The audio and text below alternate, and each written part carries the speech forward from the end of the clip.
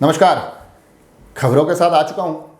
खबरों में भुरवाड़ा भी है, खबरों में बामनहेड़ा भी है, खबरों में साकरोदा भी है, नमाणा भी है और खबरों में जिला मुख्यालय भी है। शुरुआत करते हैं नमाणा से।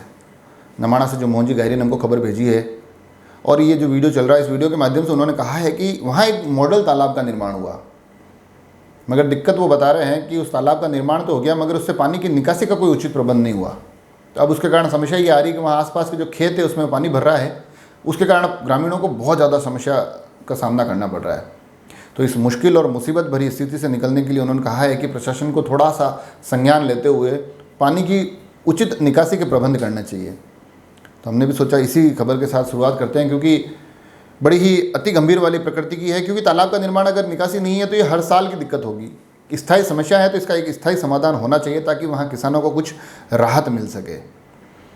अगली खबर बामनहेड़ा से। बामनहेड़ा का जो राजस्व गांव है खेड़ाना, वहाँ की खबर है कि वहाँ एक धनमगरी है। वहाँ पर एक गौ माता 2 दिन पहले फंस गई।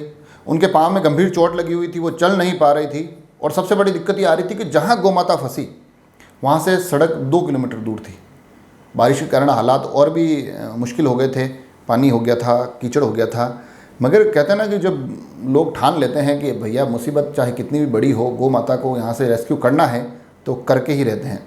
ऐसा ही कुछ ठाना वहाँ के स्थानीय लोगों ने, उनके साथ साथ वहाँ के डॉक्टर और वो तमाम लोग भी जुटे और उन्होंने गौ माता को वहाँ से एक क्रेन के माध्यम से रेस्क्यू किया और फिर टेम्पो के माध्यम से उदयपुर उनको भेजा ताकि वहाँ पर उनका उचित इलाज हो सके।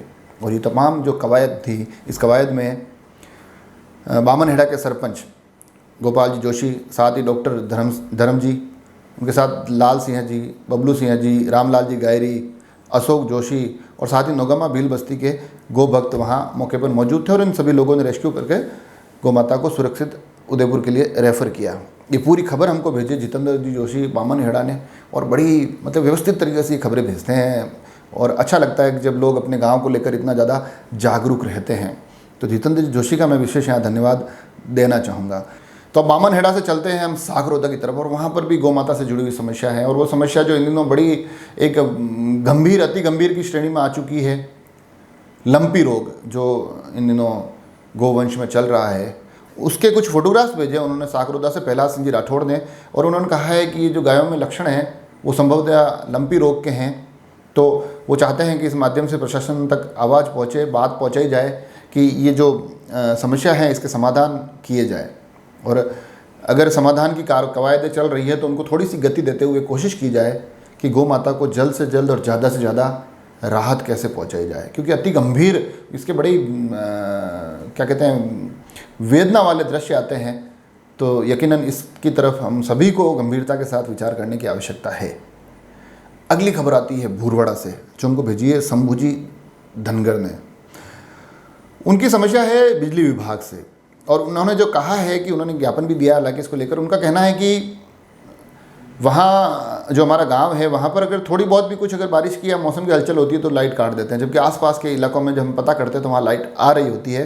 तो इसके कारण दैनिक दिनचर्या के भी कई सारे ऐसे काम हैं उनमें तकलीफ आती है, कुछ दूसरे कामकाज है उसमें भी उनको बड़ी समस्या होती है। जो उन्होंने खबर भेजी है कि भुरवाड़ा GSA से जुड़ा हुआ जो उनका गाँव है अरड़किया, वहाँ के ग्रामीण थोड़ा इस समस्या से ज़्यादा परेशान है और उन्होंने बताया कि ये जो नियमित कटौती से जब परेशान हो गए वो लोग, तो वहाँ जब GSS पर जाते हैं तो वहाँ अधिकारियों के द्वारा बताया जाता है कि रख रखाव के कारण बिजली की कटौती हो रही है, मगर उनका कहना है कि ना तो हमें बिजली कटौती की पहले कोई सूचना मिलती है, साथ ही ना ही हमें बताया जाता है कि भैया कटौती कब तक रहने वाली है। उसके अलावा उनका ये कहना है कि वहाँ कोई मोबाइल सेवा भी ऐसी नहीं है जिसके माध्यम से हम उनको फ़ोन करके पता कर सकें। और ये जो एक तकनीकी कुछ एक चीज़ें हैं जो बड़ी आसानी से सॉल्व की जा सकती है, सूचना दी जा सकती है, बताया जा सकता है, हेल्पलाइन नंबर अवेलेबल करवाए जा सकते हैं।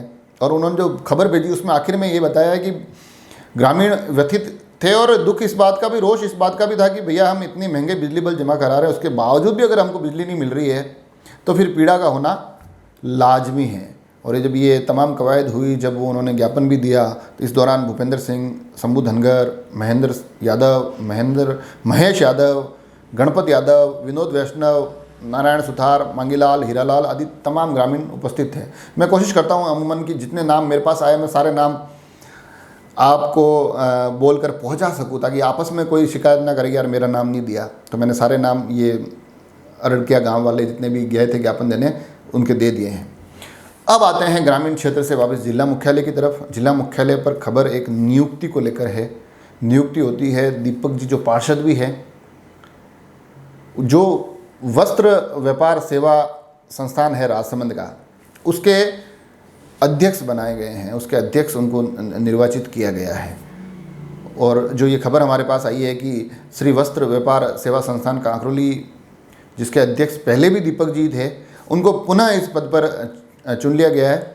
और ये जो तमाम निर्वाचन हुए हैं, ये निर्वाचन हुए हैं कि ये सभी सदस्य एक दिवसीय भ्रमण पर गए थे, नीलिया महादेव वाटरफॉल, वहाँ पर गए और वहाँ पर ही ये चुनाव की प्रक्रिया प्रारंभ हुई। वहीं पर चुनाव की प्रक्रिया संपन्न हुई और सभी सदस्यों की एक राय पर दीपक जी को पुनः अध्यक्ष मनोनीत किया गया। तो ये दीपक जी के लिए पार्षद के साथ साथ अब व्यापार मंडल के लिए पुनः एक बार सक्रिय होने के, यूँ समझ लीजिए कि व्यापार मंडल ने उनको निर्देश दे दिए हैं। और ये जो पूरी कवायद हुई, इस कवायद में भी अशोक जी पामेचा, शंकरलाल छीपा, बेरूलाल हिंगड़, देवेंद्र बड़ाला, प्रवीण पगारिया, इनके सहित एक लंबी लिस्ट है। बहुत काफ़ी ज़्यादा, इतने नाम है कि शायद मैं आप तक पहुंचाऊंगा तो आप लोगों को लगेगा यार ये तो खबर कम थी और नाम ज़्यादा थे। मगर ये तमाम व्यापार मंडल के सभी व्यापारी गण वहाँ मौके पर मौजूद रहे और उन्होंने कहा कि दीपक जी, आपको एक बार फिर से हम मनोनीत करते हैं और आपको हमारे लिए हक की आवाज़ बनकर खड़े रहना है, अड़े रहना है। तो ये सब तमाम खबरें थी। अगर आपके आसपास भी ऐसे कोई विषय हो, अगर आपके आसपास भी ऐसी कोई खबरें हो जो आपको लगे कि हमारे माध्यम से आनी चाहिए, जिम्मेदारों तक पहुंचनी चाहिए, कुछ ऐसी सूचनाएं हैं जो शायद सभी तक पहुंचानी जानी चाहिए, तो वो भी आप हमें भेजिए। खबरें देखते रहिए और आग्रह है कि चैनल को सब्सक्राइब तो कर ही लीजिए। जुड़े रहे राजसमंद एक्सप्रेस से। धन्यवाद।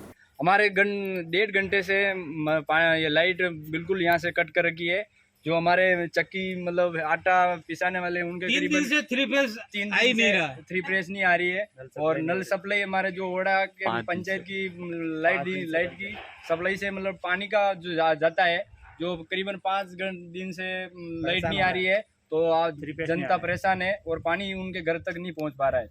सभी से यही अपील है कि ग्राम पंचायत ओड़ा के मतलब जो ओड़ा का फिल्टर है, जो यहाँ से लाइन काट के बंद कर रखी है, हम सभी आके यहाँ अवगत कराया है। जो जगदीश खारोल के नाम से मतलब लाइन मैन है, जीएसएस पे आके हमने शिकायत की है। तो अब बोल रहे तार टूटा हुआ है। तो करीबन 3 घंटे हो गए हैं, तो भी अभी तक लाइन सुचारू रूप से ठीक नहीं की है और ना चालू की है। और लाइन मैन भी मतलब टाइम और 12 बजे है और 1 बजे लाइन मैन पहुंचा है।